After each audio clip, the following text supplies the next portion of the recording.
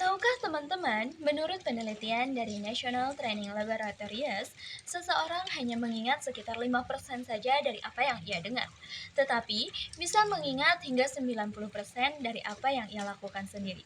Nah, jadi ternyata belajar itu bukan hanya sekedar duduk diam di kelas ataupun hanya mendengarkan guru menjelaskan, tetapi juga tentang berpikir, berinteraksi, dan juga mengalami prosesnya secara langsung. Menarik kan? Assalamualaikum warahmatullahi wabarakatuh. Salam sejahtera untuk kita semua. Perkenalkan, kami dari kelompok 10 dengan saya sendiri, Laila Novian, sebagai moderator dan juga pemateri, dan rekan saya, Jahra, yang nantinya akan menjadi pemateri juga. Pada kesempatan kali ini, kami akan membahas tentang model-model pembelajaran, yaitu berbagai cara yang bisa digunakan guru dalam membantu siswa untuk pembelajarannya menjadi lebih efektif dan juga bermakna. Dalam pembelajaran, setiap model punya fungsi dan tujuan yang berbeda. Ada yang menekankan pada bagaimana kita memproses informasi, bagaimana kita berinteraksi dengan orang lain, bahkan ada juga yang membentuk kebiasaan dan juga kepribadian siswa. Nah, supaya lebih paham nih bagaimana sih setiap model ini bekerja dan apa sih peran-peran pentingnya dalam dunia pendidikan, yuk kita lihat ada bagian-bagian apa saja nih. Nah, di sini teman-teman bisa lihat ya bahwa di dalam model pembelajaran kita ada 4 poin utama nih. Yang pertama ada pengertian model pembelajaran, yang kedua ciri-ciri model pembelajaran, yang ketiga fungsi pembelajaran, dan yang keempat macam-macam pembelajaran. Nah, tanpa berlama-lama, kita langsung simak aja yuk penjelasan dari Teh Jahra. Silakan Teh Jahra. Terima kasih banyak Teh Laila. Nah, sebelum masuk ke pembahasan lebih lanjut, saya akan menjelaskan terlebih dahulu tujuan dan manfaat dari bab ini. Nah, tujuan pembahasan bab ini adalah untuk memahami bagaimana model pembelajaran beserta ciri khasnya agar dapat diterapkan secara tepat dalam konteks pendidikan. Sedangkan manfaatnya yaitu agar calon pendidik dapat menguasai beragam strategi pembelajaran dan mampu menyesuaikan penggunaannya dengan karakteristik peserta didik. Dengan memahami tujuan dan manfaat ini, diharapkan kita bisa lebih mudah mengikuti isi materi dan mengetahui arah pembahasan selanjutnya. Oke, baik. Di slide ini kita masuk ke pengertian model pembelajaran. Apa sih model pembelajaran itu? Nah, model pembelajaran ialah pola atau rancangan yang digunakan guru untuk mengatur dan mengelola kegiatan belajar mengajar di kelas. Model ini tuh menjadi pedoman bagi guru dalam merencanakan langkah-langkah pembelajaran agar kegiatan belajar berlangsung lebih terarah, sistematis, dan efektif. Dengan kata lain, model pembelajaran membantu guru memilih pendekatan, strategi, metode, dan teknik yang sesuai dengan karakteristik peserta didik serta tujuan pembelajaran yang ingin dicapai. Contohnya model kooperatif yang menekankan kerjasama antar siswa. Terus model discovery learning yang mendorong siswa menemukan konsep sendiri. Terus model problem based learning yang berfokus pada pemecahan masalah nyata. Jadi model pembelajaran bukan hanya cara guru untuk mengajar, tetapi juga kerangka konseptual yang mengarahkan seluruh proses belajar mengajar. Slide selanjutnya ada ciri-ciri model pembelajaran. Ciri yang pertama mempunyai misi atau tujuan pendidikan tertentu. Nah, setiap model pembelajaran dikembangkan berdasarkan tujuan yang berbeda. Misalnya, model kooperatif bertujuan untuk menumbuhkan kerjasama dan empati sosial. Sedangkan model inquiry menumbuhkan rasa ingin tahu dan berpikir kritis. Kemudian, ciri yang kedua dapat menjadi pedoman perbaikan kegiatan belajar mengajar di kelas. Model pembelajaran membantu guru mengevaluasi dan memperbaiki cara mengajar. Dengan model yang tepat, kegiatan belajar akan lebih efektif dan sesuai dengan kebutuhan siswa. Terus ciri yang ketiga ada memiliki 4 bagian utama.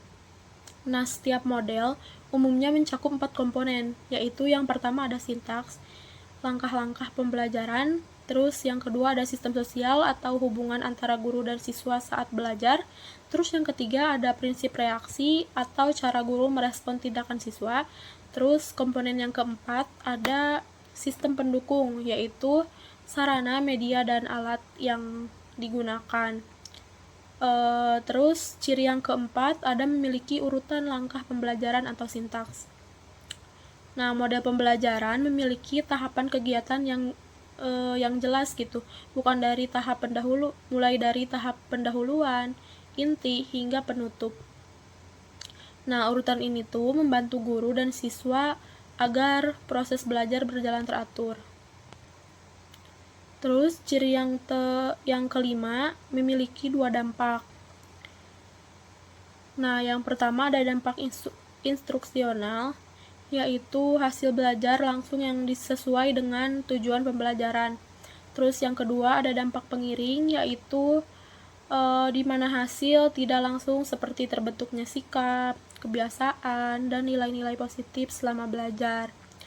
Terus ke ciri yang keenam yaitu ada disertai dengan desain instruksional dan persiapan mengajar yang sesuai dengan model.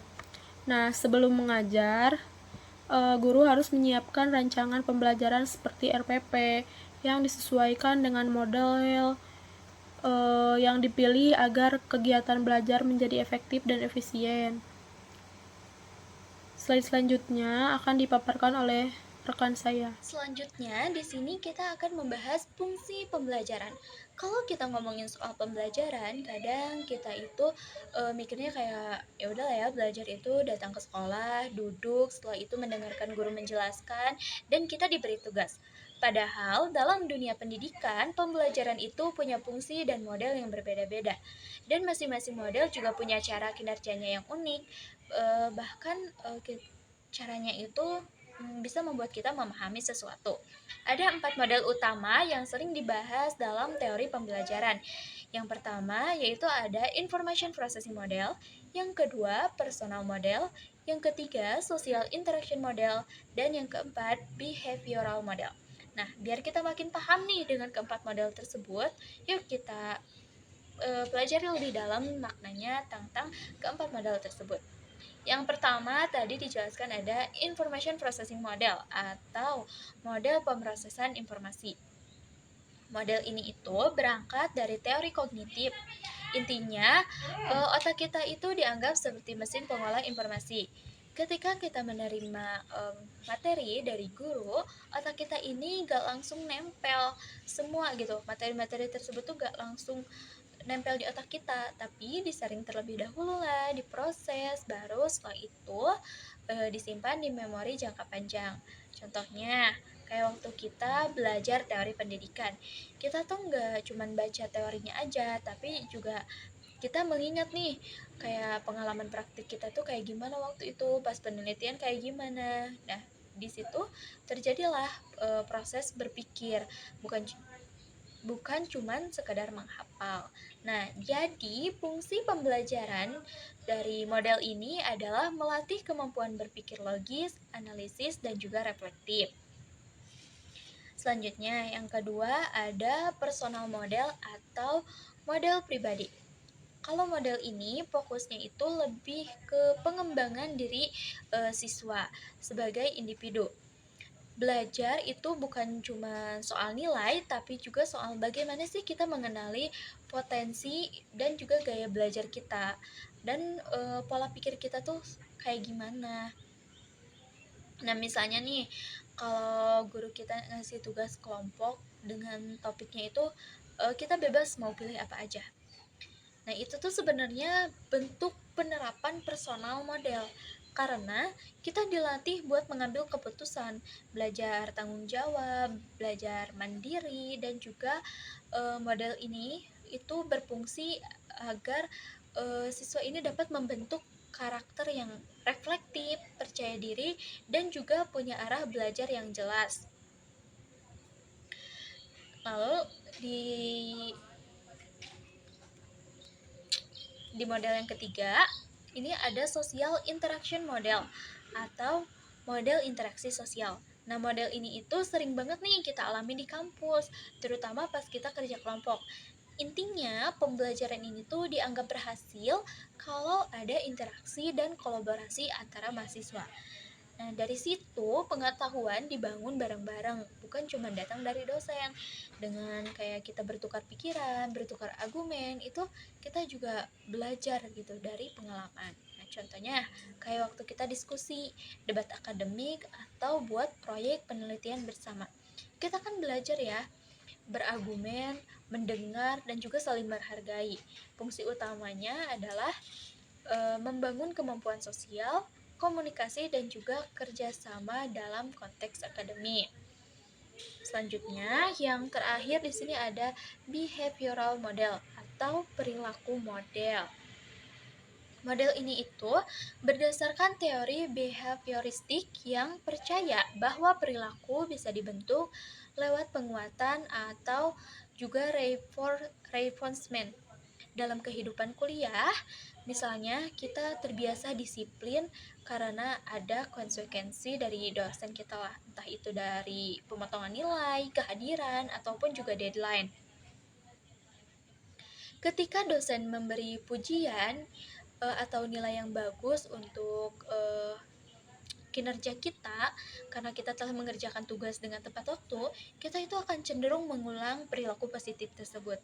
Nah, jadi fungsi dari pembelajaran ini adalah membangun kebiasaan positif dan disiplin melalui pengalaman yang berulang dan juga motivasi.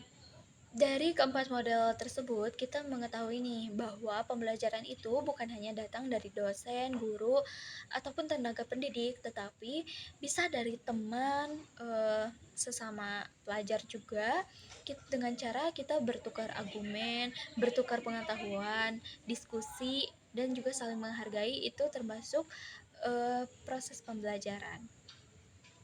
Selanjutnya, di sini ada macam-macam model pembelajaran. Dalam dunia pendidikan, ada banyak sekali model pembelajaran yang bisa digunakan, baik itu oleh guru ataupun tenaga pendidik lainnya, demi mencapai tujuan belajar yang efektif dan juga bermakna. Nah, setiap model ini itu punya karakteristik dan juga keunggulannya masing-masing, tergantung pada tujuan, kondisi siswa, dan juga situasi kelas. Nah, dari sini itu ada beberapa model pembelajaran yang sering digunakan dalam praktik pendidikan. Yang pertama, di sini ada model pembelajaran inquiry. Nah, model ini itu biasanya lebih menekankan pada proses pencarian dan penemuan oleh peserta didiknya sendiri. Jadi, mahasiswa ataupun siswa akan diarahkan untuk bertanya, meneliti, dan juga menarik kesimpulannya secara mandiri. Nah, di dalam model ini juga sangat cocok gitu ya untuk melatih kemampuan berpikir kritis dan juga ilmiahnya para siswa. Contohnya nih, dalam mata kuliah pendidikan sains, dosen ini akan memberikan sebuah fenomena. Misalnya, mengapa sih air laut itu terasa asin? Nah, lalu siswa diminta mencari data, melakukan analisis, dan juga mempresentasikan hasil penelitiannya. Yang kedua, di sini ada model pembelajaran kontekstual. Nah, kalau metode ini itu lebih mengaitkan materi pembelajaran dengan kehidupan nyata peserta didik. Tujuannya untuk apa? Yaitu untuk siswa merasa pelajaran ini itu tidak abstrak, tetapi bisa langsung diterapkan dalam kehidupan sehari-hari. Contohnya, dalam mata kuliah ekonomi, mahasiswa ini belajar tentang inflasi dengan cara mengamati harga bahan pokok yang ada di pasar sekitarnya dan menganalisis pengaruhnya terhadap daya beli masyarakat. Yang ketiga, di sini itu ada model pembelajaran ekspositori. Nah, model ini itu bersifat teacher centric, di mana dosen ataupun guru berperan aktif dalam menjelaskan materi, sedangkan mahasiswa ini lebih banyak mendengarkan dan juga mencatat. Walaupun model ini itu masih bisa dibilang efektif kalau digunakan untuk materi yang bersifat konseptual ataupun teoritis yang butuh penjelasan secara sistematis. Sebagai contoh nih, saat dosen menjelaskan teori-teori dasar psikologi pendidikan, nah melalui ceramah ataupun presentasi PowerPoint.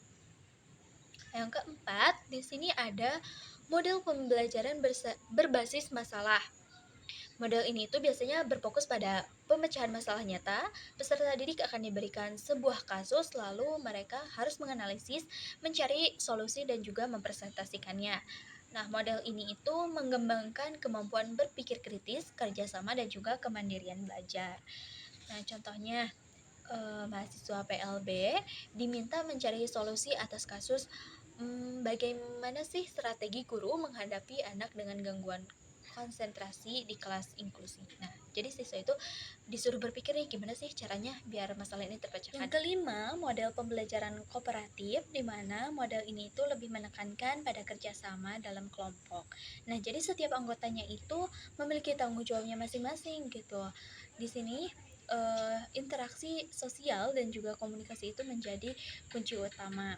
Contohnya, mahasiswa akan dibagi ke dalam kelompok yang berisi 4 atau 5 orang.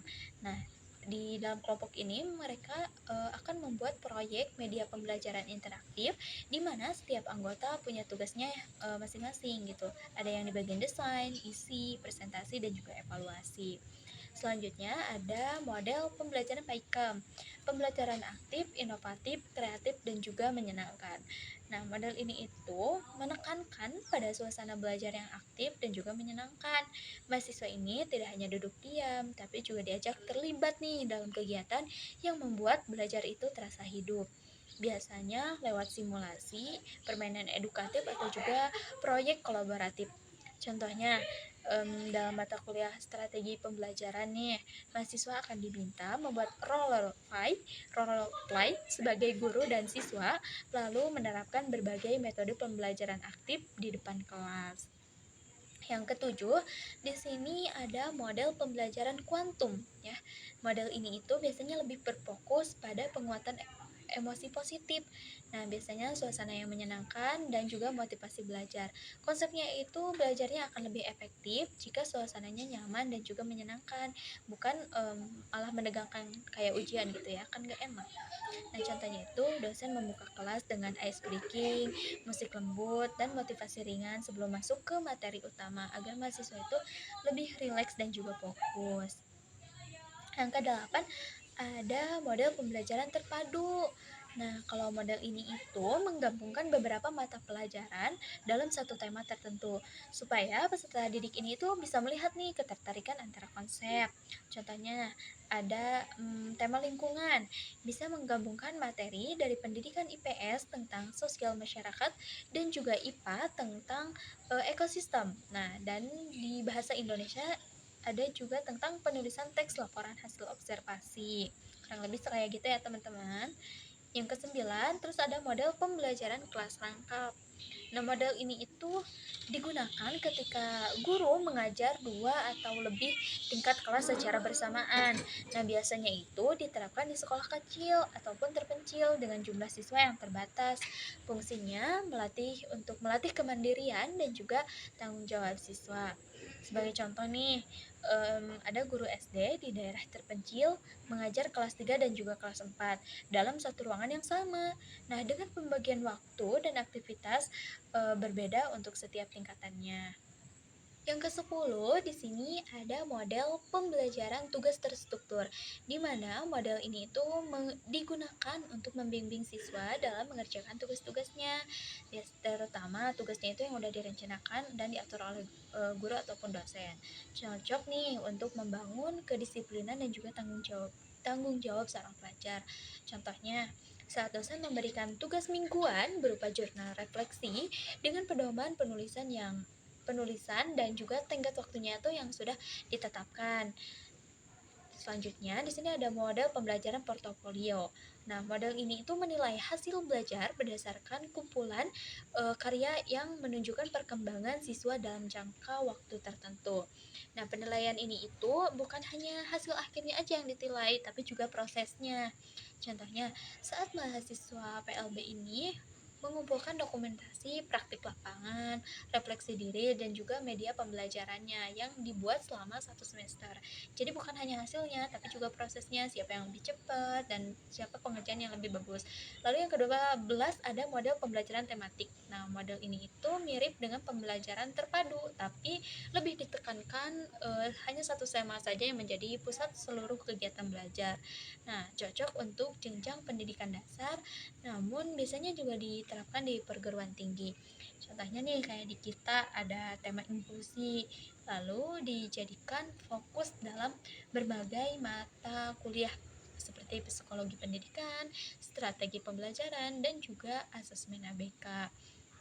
Nah, jadi intinya teman-teman, setiap model pembelajaran itu memiliki keunggulannya masing-masing ya. Di sini itu pandai-pandailah kita sebagai calon pendidik memilah dan memilihnya dan disesuaikan dengan karakter peserta didik kita. Jadi eh, Nah, oke, sekarang kita udah ada di slide yang terakhir, yaitu kesimpulan. Jadi, model pembelajaran memiliki peran yang sangat penting dalam dunia pendidikan karena menjadi landasan bagi guru untuk mengatur arah, strategi, dan pelaksanaan proses belajar mengajar secara sistematis. Nah, dengan memahami berbagai jenis model pembelajaran, guru dapat memilih dan menyesuaikan pendekatan yang paling sesuai dengan tujuan pembelajaran, karakteristik peserta didik, serta kondisi lingkungan belajar. Hal ini tuh ngebantu menciptakan suasana pembelajaran yang lebih aktif, interaktif, dan menyenangkan. Sehingga siswa tidak hanya menerima pengetahuan, tetapi juga mampu mengembangkan kemampuan berpikir kritis, kreatif, dan kolaboratif. Penerapan model pembelajaran yang tepat juga mendorong guru untuk lebih inovatif dalam menyajikan materi, memperhatikan perbedaan gaya belajar siswa, serta memastikan bahwa setiap peserta didik mendapatkan kesempatan yang sama untuk berkembang. Dengan demikian, model pembelajaran bukan sekadar panduan teknis, tetapi juga menjadi sarana untuk mewujudkan tujuan pendidikan yang holistik, yakni membentuk peserta didik yang berpengetahuan, berkarakter, dan siap menghadapi tantangan di masa depan. baik, alhamdulillah selesai sudah pemaparan materi dari kelompok kami. Apabila dari rekan-rekan sekalian ada yang ingin ditanyakan atau didiskusikan, boleh ya kita tulis diskusinya di kolom komentar. Terima kasih. Wassalamualaikum warahmatullahi wabarakatuh.